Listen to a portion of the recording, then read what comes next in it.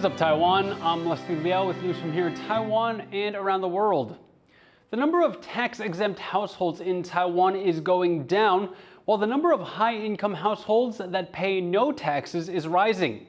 Official figures show that some 3 million households paid no taxes for the year 2021. That's more than 100,000 fewer than the year before. Meanwhile, 260 higher-income households that made over $64,000 paid no taxes for 2021, 25 more than the year before. 我想它主要是善用我们的综合所得税申报的用列举扣除额的方式来处理哈。As part of its goal of reaching net zero emissions by 2050, Taiwan is trying to tackle its carbon emissions. But what happens when companies that say they're sustainable fail to live up to the expectations? Bryn Thomas has this story. For years, this has been the cost of doing business. Now, Taiwan is taking a two-pronged approach to tackling carbon emissions. So-called carbon credits for companies that voluntarily cut down their emissions are the carrot, while fines issued to major emitters are the stick. It's part of a carbon reduction scheme that some fear will fail to create a significant change. That's because companies often try to pass off small changes as real sustainability. 法规已经管制，譬如说我们一定要用某种能效的这个灯泡，那你在更换灯泡，当然就不具有任何减碳的效益，因为法律已经规定你要这样子去做。This practice is called greenwashing. It's when businesses follow the letter of the law, but don't do much beyond that. Critics say incentives like carbon credits allow big companies to continue emitting as usual. They can simply exchange the credits to avoid a fee. 那这个必须要环保署来做认定，它认定了哪一些是属于在这个交易所可以合格来用的，那这个环保署必须要赶快去把它做一个认定。Carbon credit schemes, like the one in Taiwan, have been around for around 20 years and have had mixed success. As global temperatures continue to rise, experts say governments need to set clear standards to reach their goals of net zero carbon emissions.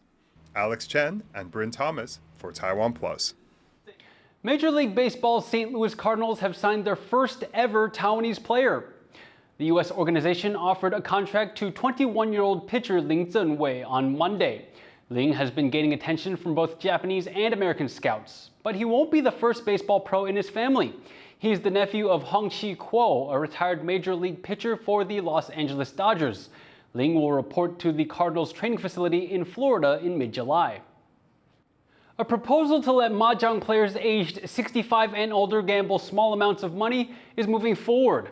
The Central Election Commission is set to hold a hearing on the proposal on July 17th. Public gambling is illegal in Taiwan, but if successful, the move would let senior citizens bet up to $32.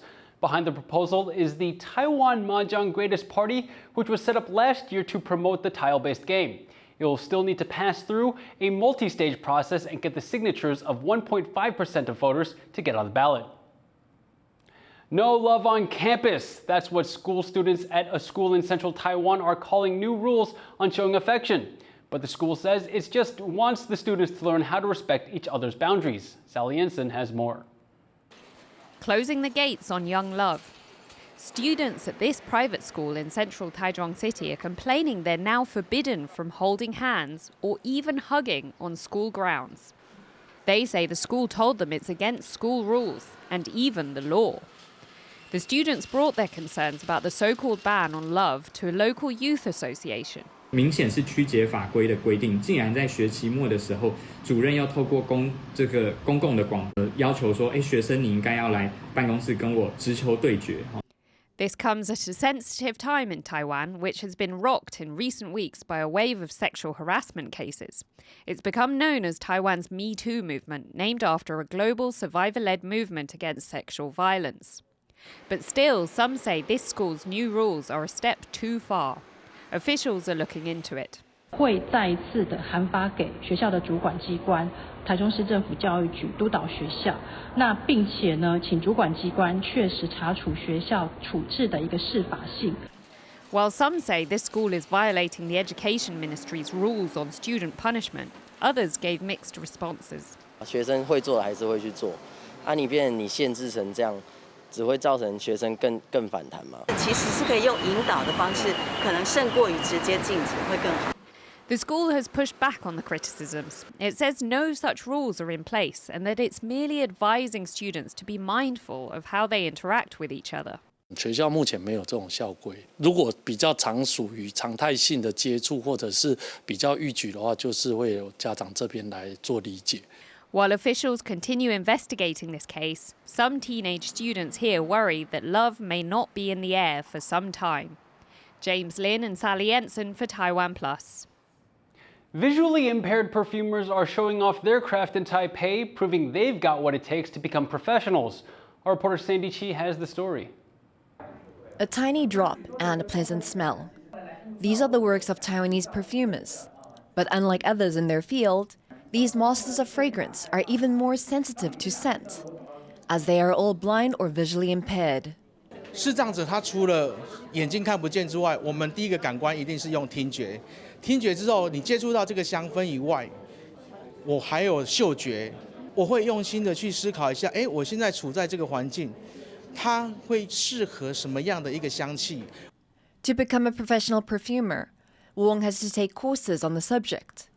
He's getting help from a local NGO called Parents Association for the Visually Impaired, or PAVI. 这些年来，慢慢大家蛮重视精油香氛这一块。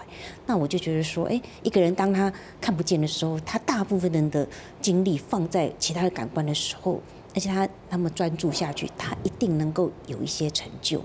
A total of 7 people with visual impairments took part in the session in Taipei. But getting to where they are now does not come without its challenges. 他们在调这个精油的时候，他怎么去知道那个量？控制的这个部分，那目前只能用协助的方式。To date, the NGO has trained 16 visually impaired perfumers. Some of them may see the course as a path to a career in perfume, while others may branch out into other areas. Among them is musician Esther Chi. 我自己很喜欢香氛的东西，那我觉得调香就像音乐的乐曲的创作。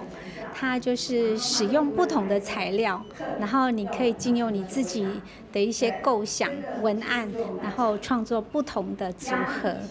With their deep passion for scents, these visually impaired perfumers are showing they have the essential skills to win over the country's noses. Andy Xu and Sandy Chi for TaiwanPlus. Sometimes being full of hot air is a good thing.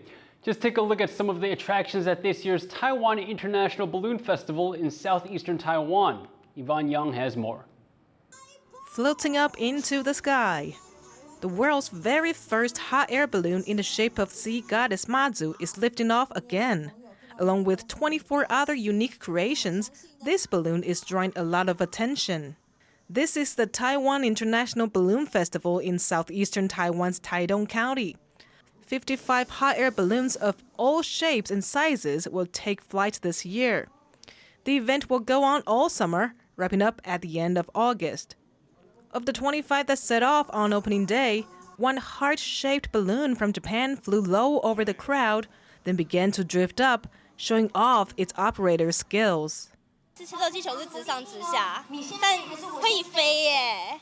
Taoyuan City joined the festival for the very first time. 桃园球也会加入我们热气球的行列。从今年开始，每年的热气球，我们桃园都不会缺席。This is one of Taichung's biggest summer attractions. Even so, the crowd at this year's opening ceremony was half the size of previous festivals, possibly thanks to heavy rains the night before and summer vacation not starting until July. Still, hotel reservations have increased for July, and the local tourism industry expects the festival will help boost business. John Su and Yvonne Yang for TaiwanPlus. Thank you for watching What's Up Taiwan. Finally today, we leave you with images of a gorilla busting out some moves at a temple in Taiwan's central Yunlin County. Just look at him go. I'm Liao. Take care and see you next time.